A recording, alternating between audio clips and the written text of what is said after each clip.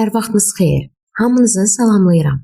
Bu həftəmizin mövzusu barışıq və ümid. Bugünkü dərsimizdə biz barışıq və ümid mövzusuna bir teoloji mənbənin gözü ilə baxacağıq.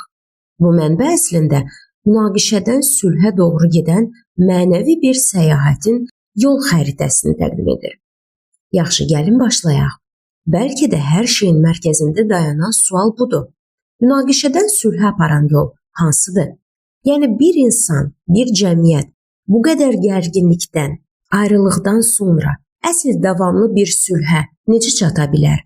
Bax, bugün təhlil edəcəyimiz mətnin bütün məğzi elə məhz bu suala cavab axtarmaqdan ibarətdir. Deməli, mənbəyə görə bu səyahəti düzgün başa düşmək üçün biz ilk növbədə problemin kökünə enməliyik. Yəni hər şeyin başladığı yeri, fundamental bir problemi, yadlaşmanı dərk etməliyik. Mənbə, bəşəriyyətin vəziyyətini bilirsiniz, dərin bir ayrılıq kimi təsvir edir.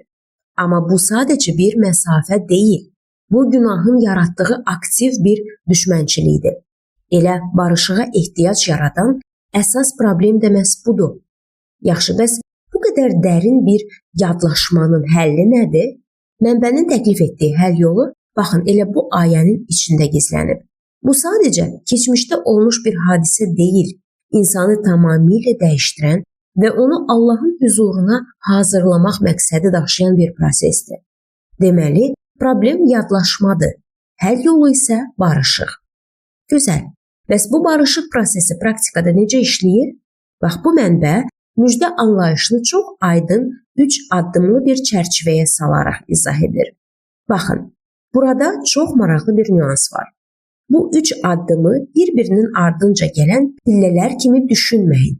Mənbə deyir ki, yox, bunlar əslində eyni anda bir an içində baş verən bir təcrübədir.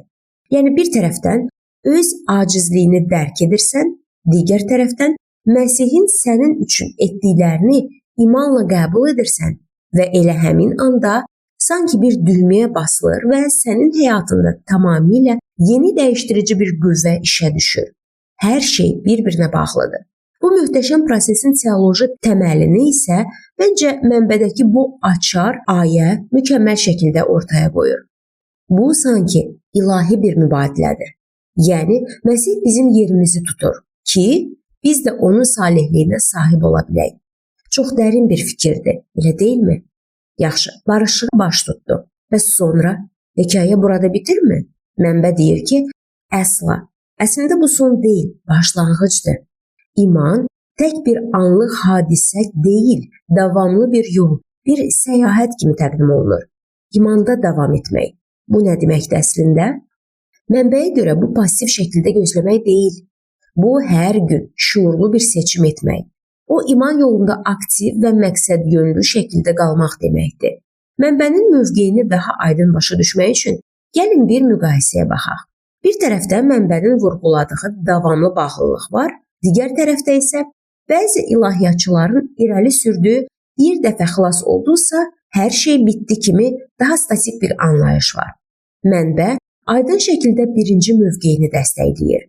İndi isə gəlin bir anlıq öz fərdi səyahətimizdən biraz yuxarı qalxaq. Baxaq görək bu proses daha böyük mənzərəyə, mənbənin təsvir etdiyi o kosmik plana necə uyğun gəlir? Və burada qarşımıza həqiqətən də çox maraqlı bir sual çıxır. Əsrlər boyu bəşəriyyətdən gizli qalmış, amma indi açıqlanan bu sir nədir? Sir sözü sizi çaşdırmasın. Bu hansısa bir tapmaca deyil. Yunan dilindəki oikonomiya sözü daha çox bir idarə etmə, bir nizam, böyük bir plan deməkdir. Deməli, məsələ budur. Bu sir Allahın bütün bəşəriyyəti, fərqi yoxdur, Yahudi ya da qeyri-Yahudi, Məsihdə birləşdirmək üçün olan əzəli əhatəli planıdır.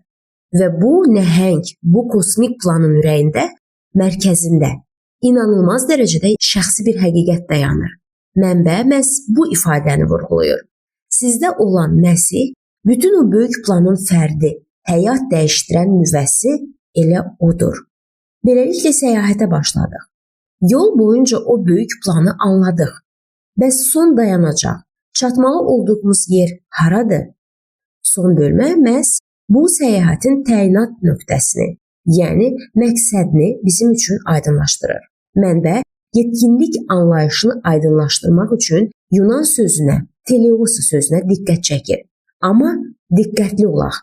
Burada söhbət qüsursuz, səhvsiz olmaqdan getmir. Teleos daha çox öz məqsədinə çatmış, tam inkişaf etmiş, yəni mənəvi cəhətdən yetkinləşmiş olmaq deməkdir. Yaxşı, bəs bu mənəvi yetkinliyə necə çatmaq olar? Mənbə bizə bir neçə praktik addım göstərir.